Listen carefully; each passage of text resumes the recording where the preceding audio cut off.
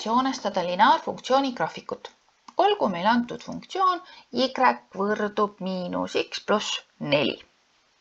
Kuna tegemist on lineaarfunktsiooniga, x on esimeses astmes, ta ei ole murrujoone all ega mitte midagi muud temaga ei ole tehtud, ta on tavaline x, siis ma tean, et graafikuks on sirge. Ehk mul piisab sellest, kui ma võtan tabelisse 2 arvu. Ja ikka, tüüpiliselt ma võin võtta need miinus 2 ja 2.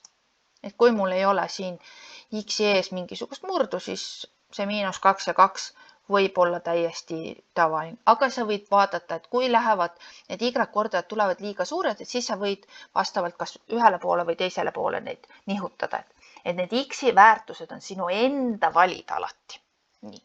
Ja nüüd, kui ma hakkan seda y-t välja arvutama, miinus 2 annab kokku ju 2 ja 2 pluss 4 on 6.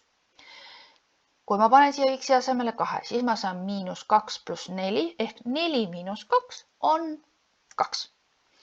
Jälle joonestan koordinaattelestiku ja kannan need punktid sinna ära. Nii, miinus 2 ja 6. Kõigepealt 2 sammu tagasi ja 6 sammu ülesse, jah, siia.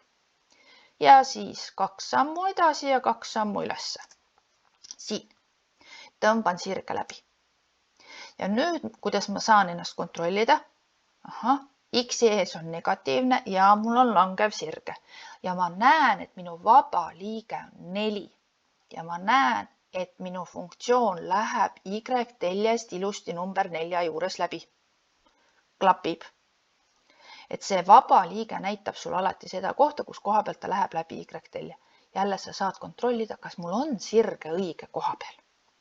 Head harjutamist sulle!